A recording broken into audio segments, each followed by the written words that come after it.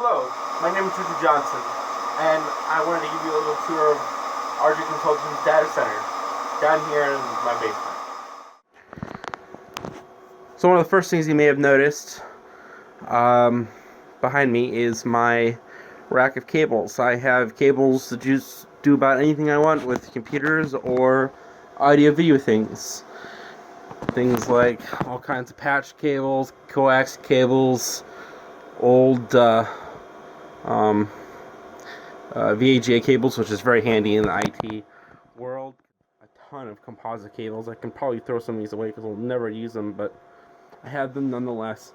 I even have RJ11 cables in case I need to use that. I have all kinds of IEC cables, different types and shapes for different connections, and special adapters and things. And then I have extra mice, extra keyboard, and the keyboard I keep on hand is always a PS2 keyboard, because when there's BIOS issues or something, usually PS2 works better. It's always BIOS works best with the PS2 interface, so I have those. And then I always have a power with Ethernet device down here, just to make sure that the power with Ethernet system is working correctly. So it doesn't have a handset phone, but it's just used for debugging. So this is the rack. It is a very big rack. I got this for cheap, like 150 bucks. There was a store that had a couple of them that weren't going out of business, but they wanted them the hell out of their way, and so they're like, if you give 150 bucks for them and get it out of here, we'll take it. And so I got one, and this sat actually at my mom's law office for a long time, holding her cheapo modem and gateway, using I don't think we even had shells for it. If we did, we had only one or two.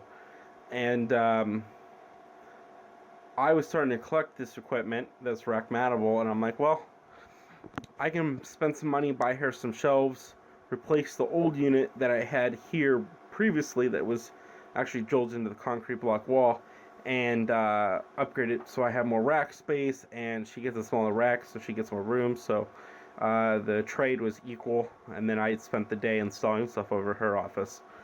So I've just used about almost all the space in this rack, and I don't think I'll need any more, but it's only a half-depth rack.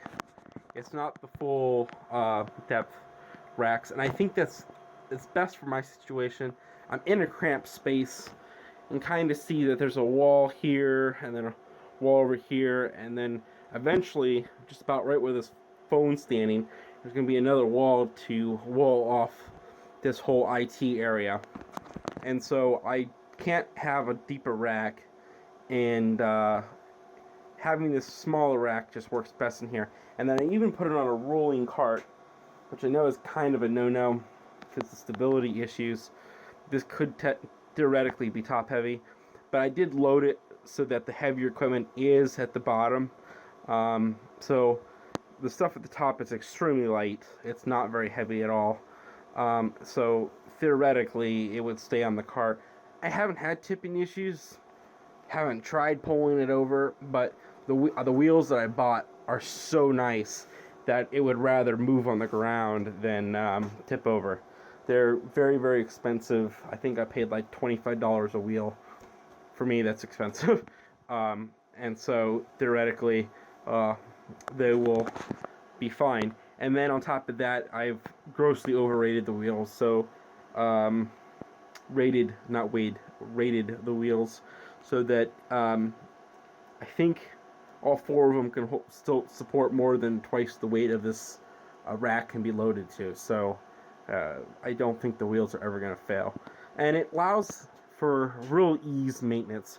As you can see, this is just for temporary testing, but as you can see, the normal cable comes through there, and then I can rotate this wherever I want. So if I need to get to the back of it for whatever reason, I can easily do that. And with this cramped space in here, having it that I can spin it 360 degrees is awesome. So, the top of this rack, I'm rotating this way because it's easier to see.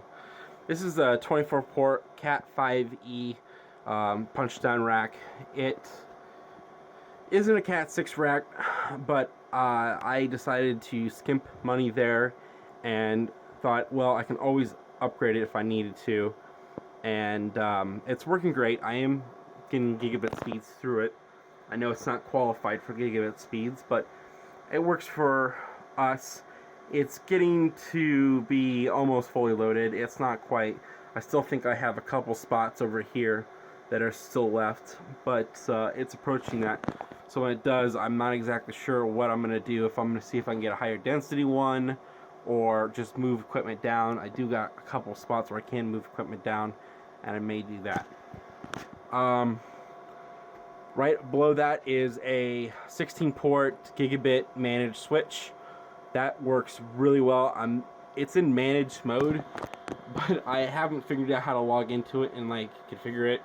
So it's kind of doing its own thing, and it's doing great. So I've decided that sometimes it's best to leave things alone than go in there and dicking with things and getting negative progress. Right below that is a 24-port power over Ethernet switch. It can do power over Ethernet over the 24 ports, and then it's got 4-port gigabit uplink ports. Works great in this instance. So there's a couple things in this rack that are not gigabit and need to be connected to the network. So it provides a barrier with that, and then on top of that, giving us that ability. I'm washed out, I know, with that light above it. Gives us that ability to do the power over Ethernet.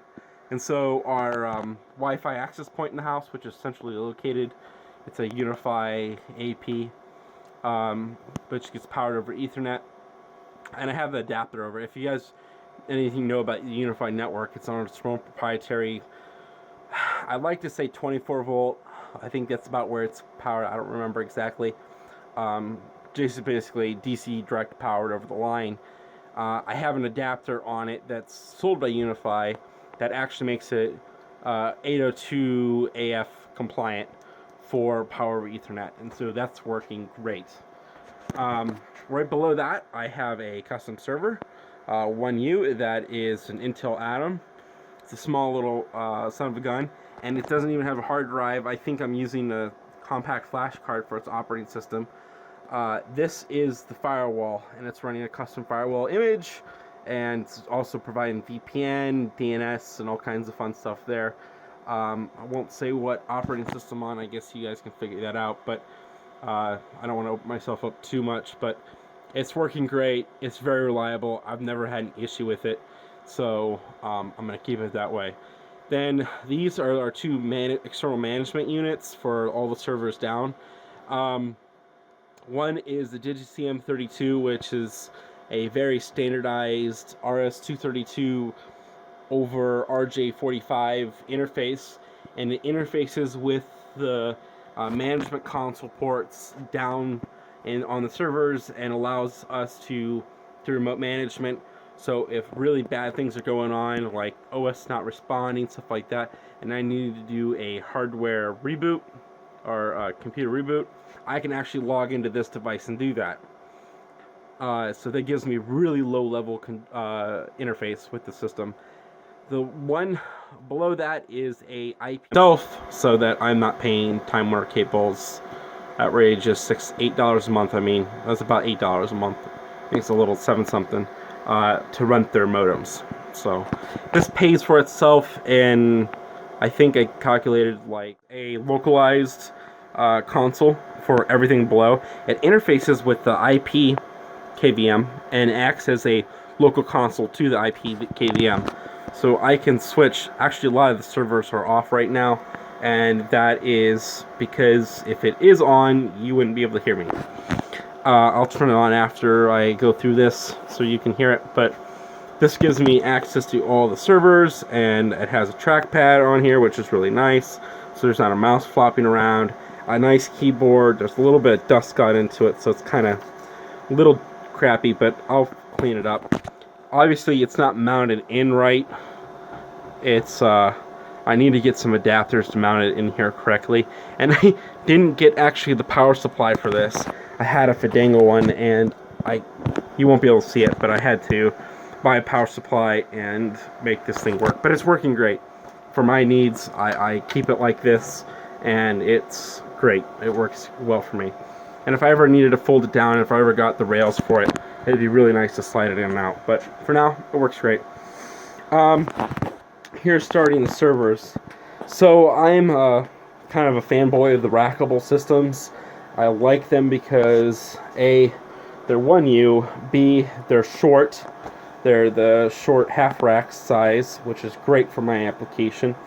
And they give things like hot swap bays for hard drives, which is awesome. They give LCD, this one doesn't have it, this little one that doesn't, but they usually give with LCD interfaces, which is great. They support with the riser cards, full-blown cards, 1U cards, but they're nonetheless a card. Like, so this one is outfitted with a RAID controller card, if I really wanted to use that external RAID controller. And then it's got these management ports. So this one is black because it's Ethernet. One of the things I did is color-coded every single cable in here. So yellow is KVM, black is Ethernet, and red's RS-45 not RS-45, RS-232 for the management module. So if you look at a cable, you can tell what's on the cable. One of the sad parts of it is that everything's in the front of it. So I installed these little cable trays, and that works okay. It's not the most beautiful thing in the world, but it works. This is on the top, it's a Corsa Duo or quad core. These are all older computers, but hey, I'm getting them extremely cheap. Some of them, all of them, almost all, I think one of them I paid over $100, but most of them are below 50, and some of them I got for $15 a piece. And for me, they work great, and if they only last 5 years or 3 years, I still make out. So, this one on the top is a little like Core 2 Duo or quad core processor. This is with a bunch of RAM. This is running one website. I think I'm going to migrate all my websites over to here, but I haven't done this yet. This is a Pentium 4 computer, ironically. It's running my mail service, and it's also running a couple of my other websites that are HTML based. If it's HTML, it actually works pretty well, but this is running a WordPress site, and it just, that WordPress really kills the computer. So we had to upgrade it to a faster processor for the WordPress site. But this is running straight up HTML sites. It works great running straight up HTML sites. I think it has, I don't think it even has a SATA drive connection to this. It's IDE. It's that old. But it works great. I don't have any problems with it. It's one of my first servers I ever bought, and it's really reliable. It's the last 2 years running almost all the time. All these servers run almost all the time. So then the one below it, I'm trying to think. This is the phone server. It's like a Core 2 Duo as well, and it runs all the phone lines in my house. It also runs my mom's business lines. So everything runs through, for phones, runs through here. We do a VoIP trunk service, and it's extremely cheap for us to operate, and it's really economical. So that's why we don't actually have traditional phone lines. We have the Cisco IP phones. Then below that, this is my data storage array. This runs a software that does all of our data storage mounts and stuff like that, and it, as you can see, has a really badass card on there, and then he interfaces it with this huge array. So this is a 16-port array. It's manageable remotely. We can fill all these up. I think the max per tray is 2 terabytes. So we can make some very, very large storage pools in here, and it's got, I think we can even do hot swap kind of things with the software and hardware. And I got this I had to save up actually a little longer to get this, because these are, of course it's not going to go back in. Well, screw it, it doesn't matter. But we put all of our drives in there, it works great, and then it just has this one interface cable that goes up to here. And it sees all the drives as JBODs, and then we do a software RAID on here, which I know kills on write speed, but we are all about data integrity at this server, and the files are not very big.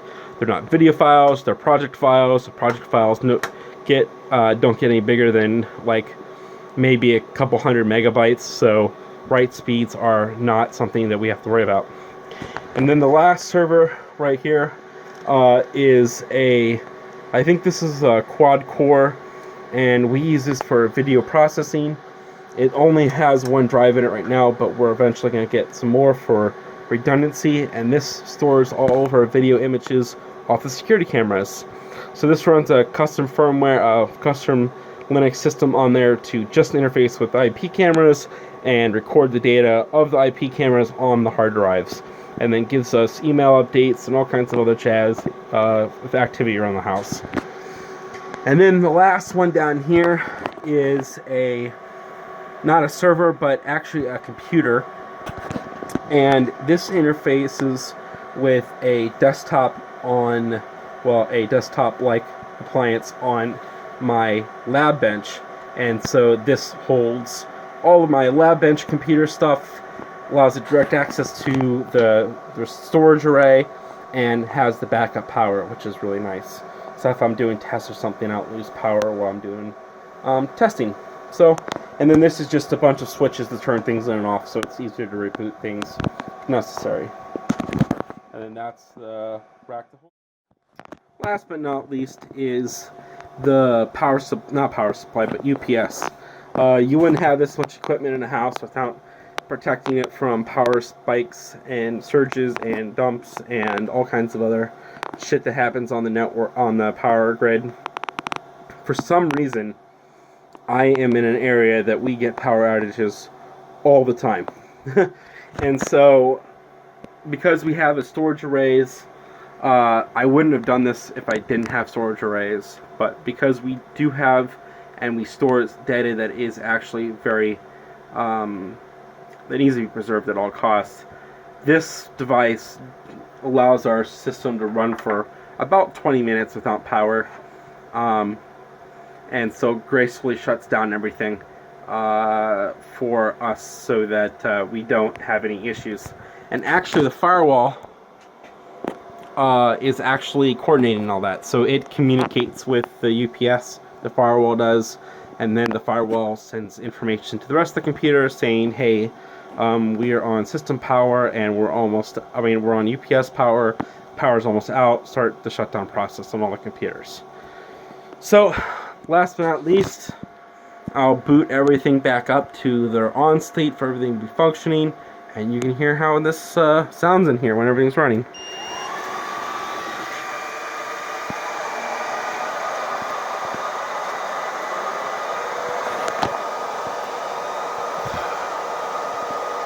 Okay, I gotta power one more up in the back.